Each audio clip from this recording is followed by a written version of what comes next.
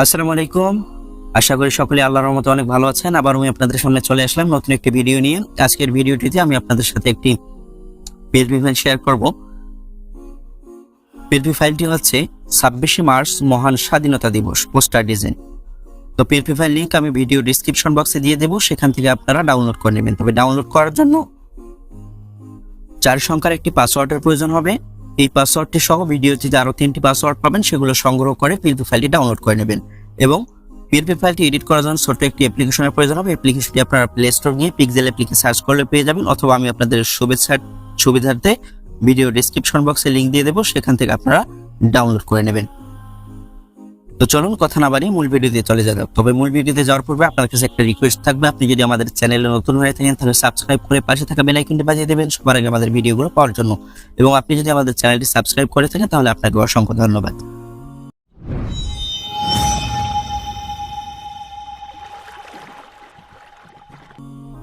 Welcome back. বলছিলাম 26শে March মহান স্বাধীনতা দিবসের পোস্টার নিয়ে।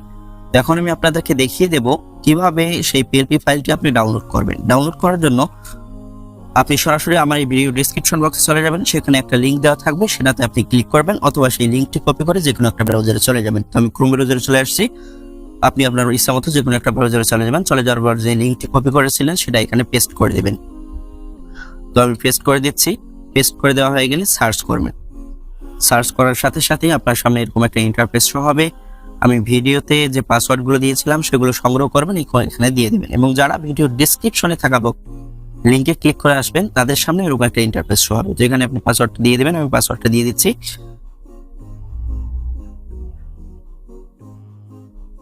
পাসওয়ার্ডটি দেওয়া হয়ে গেলে অ্যাক্সেসে ক্লিক করবেন। অ্যাক্সেসে ক্লিক করার সাথে সাথেই আপনার সামনে এরকম একটা ইন্টারফেস চলে আসবে। তো এখানে একটু স্ক্রল করবেন। স্ক্রল করে দেখতে পাচ্ছেন ডাউনলোড আইকন রয়েছে, এটার উপর আপনি ক্লিক করবেন। তো আমি এটার উপর ক্লিক করে দিচ্ছি।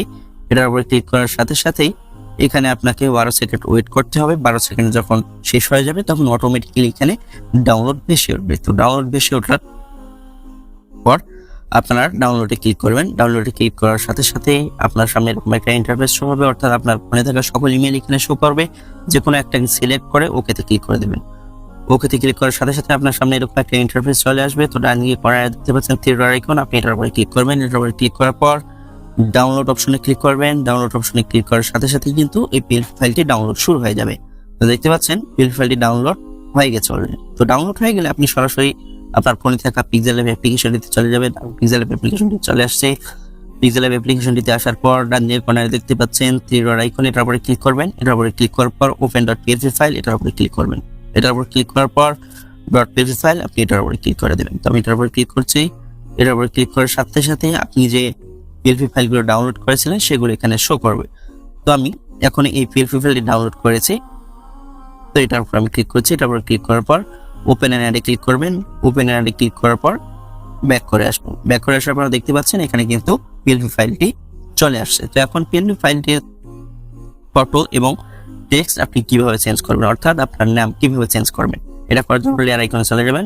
লেয়ার আইকনে যাওয়ার পর এখানে দেখবেন যে আপনার ফটোর যে লেয়ারটা এটা কোথায় রয়েছে, এই ফটোর লেয়ারের মধ্যে ক্লিক করবেন। ক্লিক করার পর আবার লেয়ার আইকনে একবার ক্লিক করে দেবেন। ক্লিক করার পর 3য় নাম্বার নিচে দেখতে পাচ্ছেন যে অপশনটা রয়েছে, এটার উপরে ক্লিক করবেন।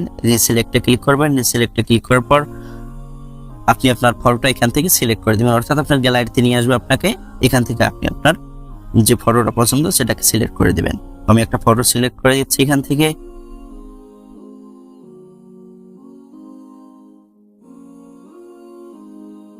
সিলেক্ট করার সাথে সাথেই আপনার সামনে এরকম একটা ইন্টারফেস শো হবে। তো এখানে আপনি ঠিক ক্লিক করবেন।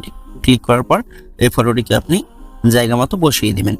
এখন আপনি কিভাবে নিচে যে নামটা রয়েছে এই নামটা চেঞ্জ করবেন। নামটা চেঞ্জ করার জন্য আবার লেয়ার আইকনে ক্লিক করবেন। লেয়ার আইকনে ক্লিক করার পর এখানে দেখবেন যে নামের লেয়ারটা কোথায় রয়েছে, এই যে এখানে নামের লেয়ারটা রয়েছে, এটার উপর আপনি ক্লিক করবেন। এটার উপর ক্লিক করার পর প্রথমে লকটাকে আনলক করে নেবেন। আনলক করে নেওয়া হয়ে গেলে দেখতে পাচ্ছেন পেন আইকন রয়েছে, এটার উপর আপনি ক্লিক করে দেবেন। এটার উপর ক্লিক করার পর আবার একটা পেন আইকন চলে আসবে, এটার উপর ক্লিক করে দেবেন। এটার উপর ক্লিক করার পর এখানে আপনি আপনার নামটি লিখে দেবেন।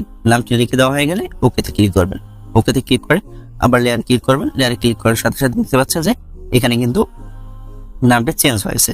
এখন আপনি সেভ করবেন কিভাবে? সেভ করার জন্য উপরে দেখতে পাচ্ছেন সেভ আইকন রয়েছে, আপনি এটার উপর ক্লিক করবেন। এটার উপর ক্লিক করার পর সেভ অ্যাজ ইমেজে ক্লিক করবেন। সেভ অ্যাজ ইমেজে ক্লিক করার পর কোয়ালিটির জায়গায় আলট্রা দিয়ে দিবেন।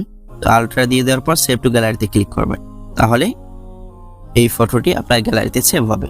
আজকে পর্যন্তই, ভালো থাকবেন, সুস্থ থাকবেন, দেখা হবে নতুন কোনো ভিডিওতে। খোদা হাফেজ।